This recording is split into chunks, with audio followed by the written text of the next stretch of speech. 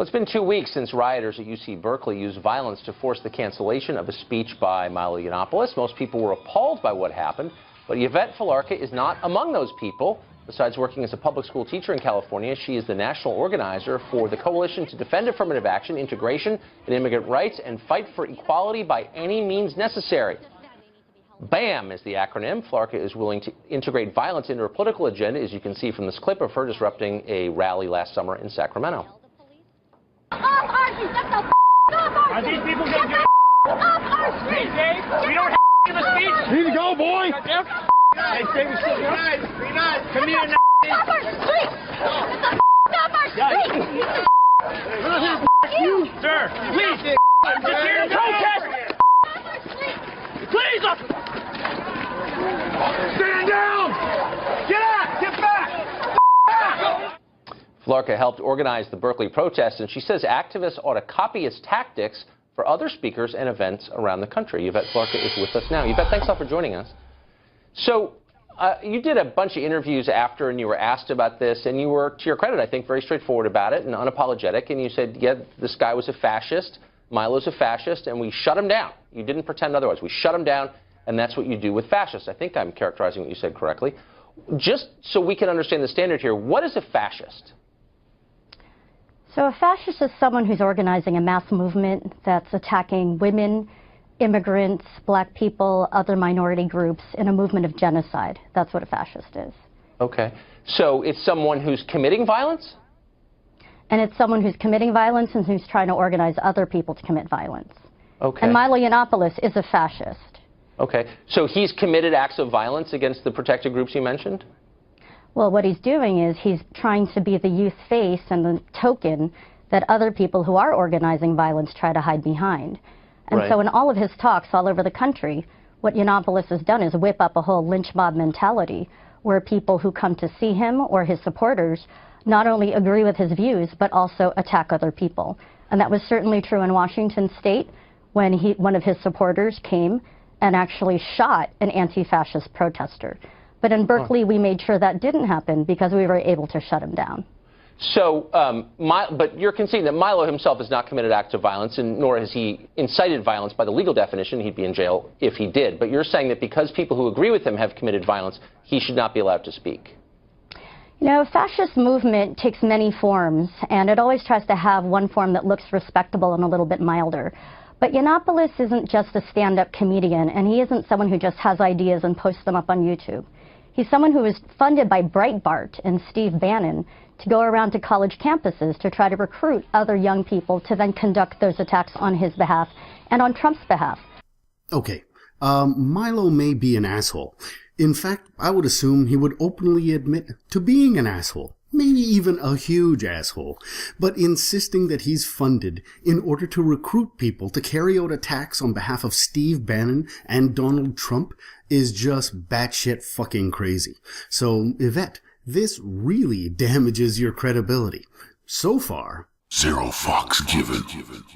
But I'm really, really glad to say that thousands of us were out there last week, or February 1st, and made sure that there were thousands of us to make sure that we defended our campus, this community, and especially the immigrant and Muslim students who were under attack and have been under attack by him and other fascists. Right, and by using violence, I mean, you don't shy away from that by any means necessary is the name of your group, and so it implies violence.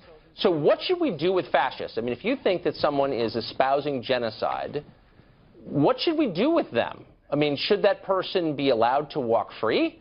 Should we put him in jail? Should we kill him? Should we exile him? I mean, it's a sincere question. If you're willing to use violence because you think someone is espousing genocide, what's the penalty for that? Well, first we've got to make sure we nip it in the bud, and we make sure that they're not allowed to recruit and act as if it's respectable to call for the mass murder of millions of people, in fact, millions who make up the majority of people in this nation at this point. What? Milo has called for the mass murder of the majority of people living in the United States right now. You're a teacher. You are a proponent of the use of violence to stop people from speaking, and you just gotta be off your meds. Please, take the drugs. Go back to taking the drugs. For fuck's sake. Okay, and so they can't just to be hide clear, behind there's the platform of free Milo speech. Yiannopoulos, this is not a defense of him, just a factual point, has not ever said that, in public anyway, not that we have a record of. there's no evidence that he has called for the genocide of anybody, as you know, but you're saying by transference in some way, he inspires people who believe that, I guess. But you're not getting my question. Like, what would you say nip in the bud? Should he be allowed to go on the subway and talk to the guy next to him about perhaps joining his movement? Or should he be allowed to talk to people in restaurants? Or what should we do with the fascist who you believe is inspiring genocide?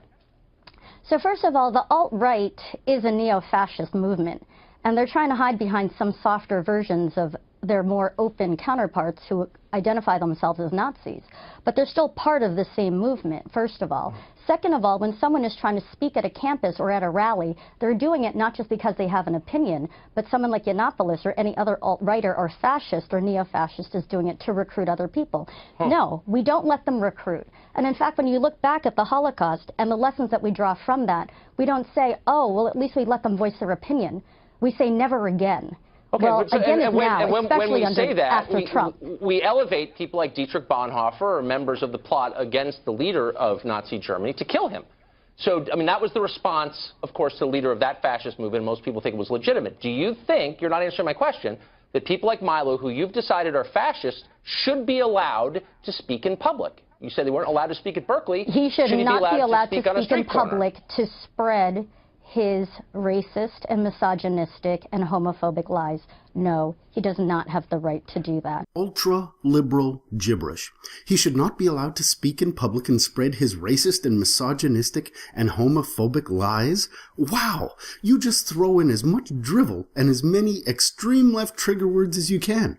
Milo is gay. He's super gay. Calling him homophobic is crazy. What about when he's using his speech to whip up attacks on people? No, he doesn't have the right to do that. So and to spread lies about our humanity? No, he doesn't. Okay, so you're not allowed to say things that you think are untrue. Well, I mean, of course, in the case of Berkeley, no, he that's was not what I committing. said. Okay. I didn't say you're not allowed to say things that are untrue. But if you're trying to spread racism and hostility, misogyny, rape, whip up people to lynch people, or to certainly have that mentality to rape people or to lynch them, absolutely not. And any decent human being, whether it was in a classroom or at a restaurant, if they heard someone doing that, would turn around and tell them, you need to stop talking. You are not welcome here. This is not a safe environment. You need to go. Well, that's what we did at UC Berkeley, and that was a good thing. Hit them or set fires. So you're a middle school teacher, which may surprise some of our students, or rather some of our viewers, that you have students.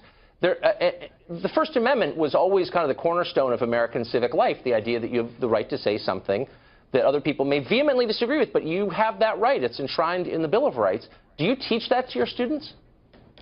The First Amendment is about free speech, but that's not an abstraction.